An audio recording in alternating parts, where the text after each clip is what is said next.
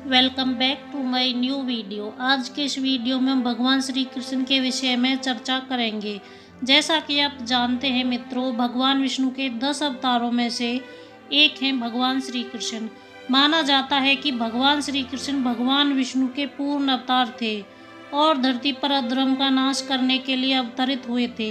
क्या आप जानते हैं कि भगवान श्री कृष्ण की मृत्यु कैसे हुई थी और किसने भगवान श्री कृष्ण का अंतिम संस्कार किया था? और अंतिम संस्कार में भगवान का ऐसा कौन सा अंग था जो कि जला नहीं था और वह आज भी धरती पर है?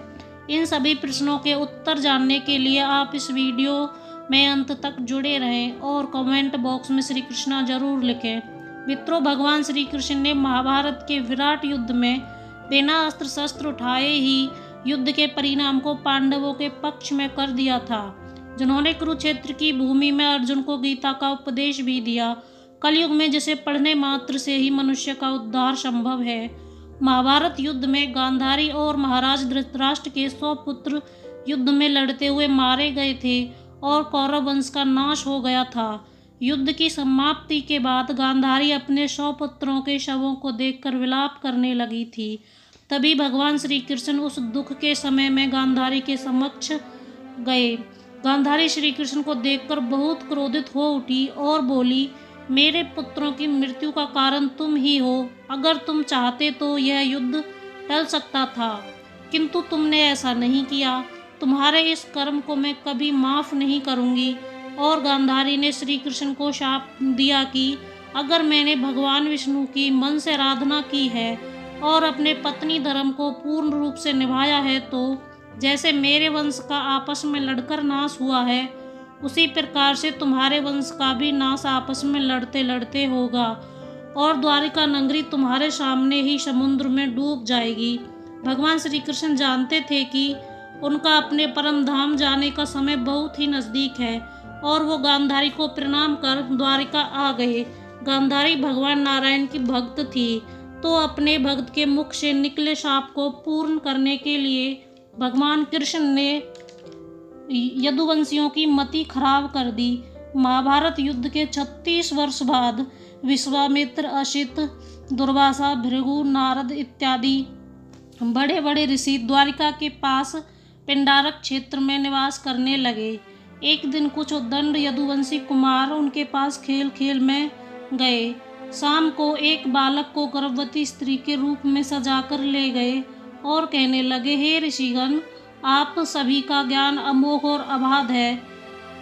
इसे पुत्र प्राप्ति की बहुत लालसा है। कृपया आप बताने का कष्ट करेंगे कि इसके गर्भ में पुत्र है या कन्या।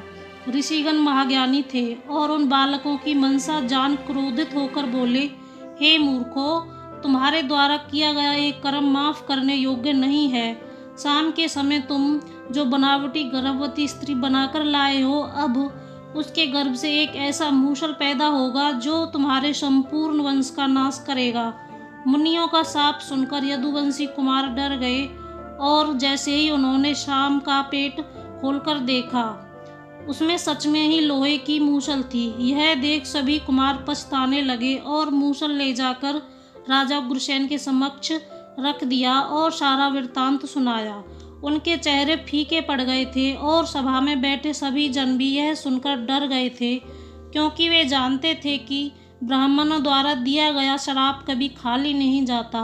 राजा उग्रसेन ने उस मूषल को चूरा चूरा करवाया और उस चूरे को और बचे हुए उस टुकड़े को समुद्र में फिकवा दिया। लोहे के उस टुकड़े को एक मछली खा गई और चूरा बहकर लहरों के साथ समुद्र के किनारे आ गया और उससे बिना डांड की घास उग गई। मछली पकड़ने वाले ने उस मछली को पकड़ लिया जिसके पेट में लोहे का टुकड़ा था। जरा नामक बहेलिए को जब वह लोहे का टुकड़ा मिला तो उसने उसे अपने तीर के आगे लगा दिया।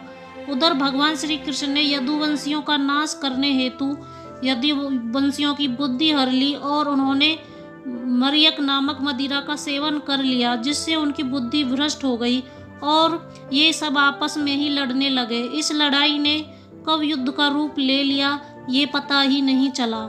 यदुवंशी एक दूसरे को मारने लगे और जब बाण समाप्त हो गए और धनुष बाण टूट गए तो उन्होंने एरका नामक घास को उखाड़ना शुरू कर दिया। यह वही घास थी जो ऋषियों के शाप के मूसल के चूरन से पैदा हुई थी। यदुवंशियों के हाथ में आते ही वो वज्र के समान कठोर मुग्दलों के रूप में आ गया। यदुवंशियों ने उसी घास से एक दूसरे का संहार कर दिया। यह देखकर बलराम जी ने समुद्र तट पर आत्मचिंतन करते हुए अपने मनुष्य शरीर का परित्याग कर दिया। यदुवंशियों का विनाश और बलराम जी के परम पद में लीन होने के पश्चात भगवान श्री कृष्ण चतुर्भुज रूप में पीपल के पेड़ के नीचे बैठ गए। उस समय भगवान अपनी दाहिनी जांघ पर बायां पैर रखे थे। प्रभु के पैर का तलवा कमल के समान चमक रहा था। जरा नामक बहेलिये ने उस चमक को हिरण की आंख समझकर अपना बाण निकाला। यह वही बाण था जिसके आगे मूसल का बचा हुआ लोहे का टुकड़ा लगा हुआ था। जरा ने बाण चला दिया और वह बाण श्री कृष्ण के पैर में जाकर लगा। जब जरा ने देखा कि उनका तीर तो चतुर्भुजी भगवान के पैर में जाकर लगा है, तो वह विलाप करने लगा और भगवान को बोला, हे प्रभु, मैं बहुत बड़ा पापी हूँ। मैं निरपराध हिरणों को मारने वाला दुष्ट हूँ। कृपया आप मुझे अभी अपने हाथों से मार डालिए ताकि मैं कभी भी किसी की जान न ले पाऊँ। यह कहकर वह बहुत जोर जोर से रोने लगा। भगवान श्री कृष्ण जरा से बोले कि हे जरा, तुम तनिक भी शोक मत करो, इसमें तुम्हारा कोई दोष नहीं है, ये तो नियति थी। त्रेता युग में तुम बाली थे और मैं भगवान राम का अवतार लिए हुए था। मैंने तुम्हें धोखे से बाण मारा था, इसलिए इस जन्म में तुम्हारा बाण मुझे धोखे से लगा। प्रभु ये कहकर अपने लोक को प्रस्थान कर गए और श्री कृष्ण के प्रस्थान करते ही समुद्र ने द्वारिका को पूरी तरह से जल में डुबा दिया। कुछ कथाएं ऐसी भी हैं जिनके अनुसार श्री कृष्ण का अंतिम संस्कार पांडवों द्वारा किया गया था। हालांकि भागवत पुराण के अनुसार ऐसी कोई कथा नहीं है। उन लौकिक कथाओं के अनुसार जब पांडवों के द्वारा श्री कृष्ण का अंतिम संस्कार हुआ था, तब उनका सारा शरीर जल गया था, पर उनका हृदय नहीं जला था। तब पांडवों ने उनके हृदय को जल में प्रवाहित कर दिया था। बाद में भगवान का हृदय राजा इंद्रियम को मिला। राजा इंद्रियम भगवान जगन्नाथ के परम भक्त थे, इसलिए उन्होंने वो हृदय भगवान जगन्नाथ की मूर्ति में स्थापित कर दिया और माना जाता है कि भगवान जगन्नाथ की मूर्ति में वह हृदय आज भी स्थापित है।